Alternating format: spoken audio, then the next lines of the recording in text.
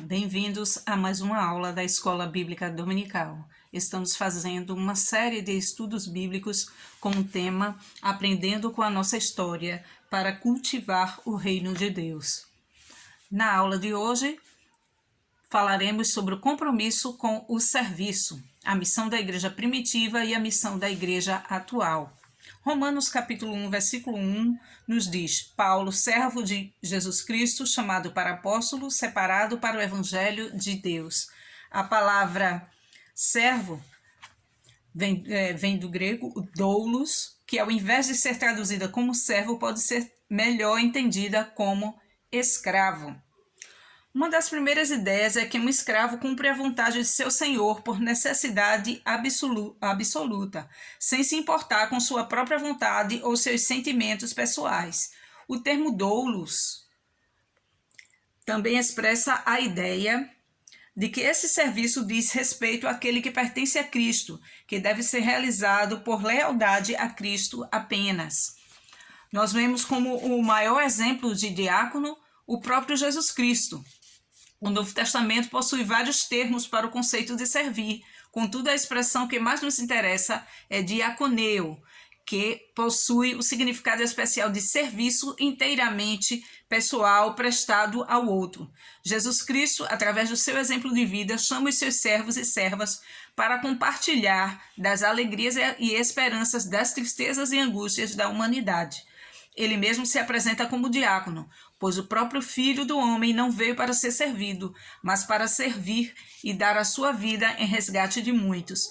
Marcos 10, 45. A diaconia é o serviço prestado em benefício de outra pessoa, e neste conceito Jesus estabelece uma oposição ferrenha ao modelo de poder caracterizado pelas ideias da filosofia grega de seu tempo. Entre os gregos e romanos, o ideal era ser livre e autônomo, e não depender de ninguém. Assim, Jesus inverte duas polaridades. Por um lado, ele afirma que poder se dá no serviço, ou seja, que na concepção cristã a autoridade tem o dever de servir aos demais.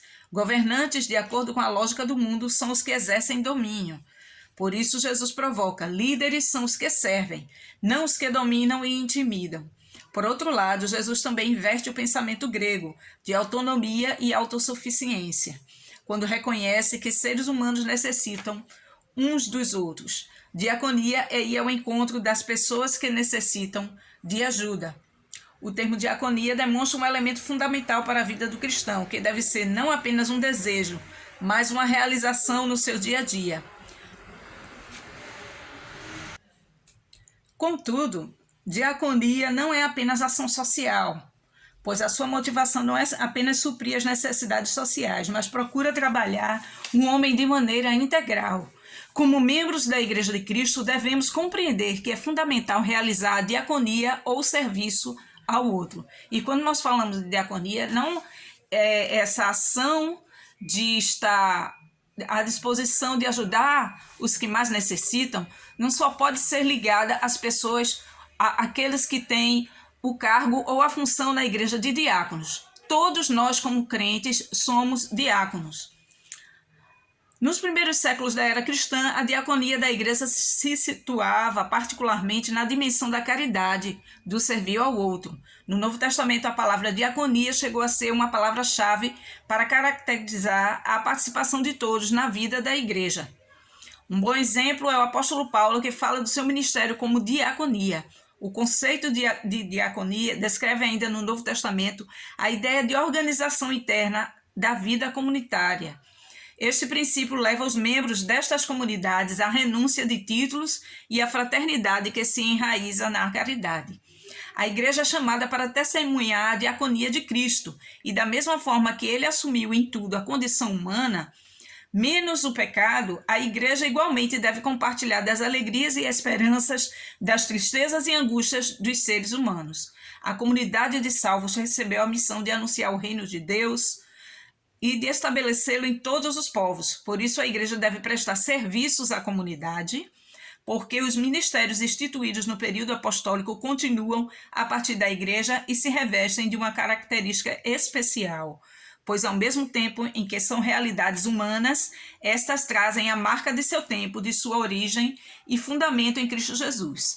É preciso compreender que a diaconia, descrita nas Escrituras e percebida na vivência da igreja primitiva, surge como uma característica do cristão, um estilo de vida, um modo de ser.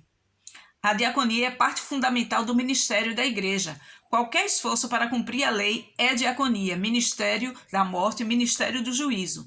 A própria fé do evangelho é diaconia, ministério do Espírito, ministério da justiça.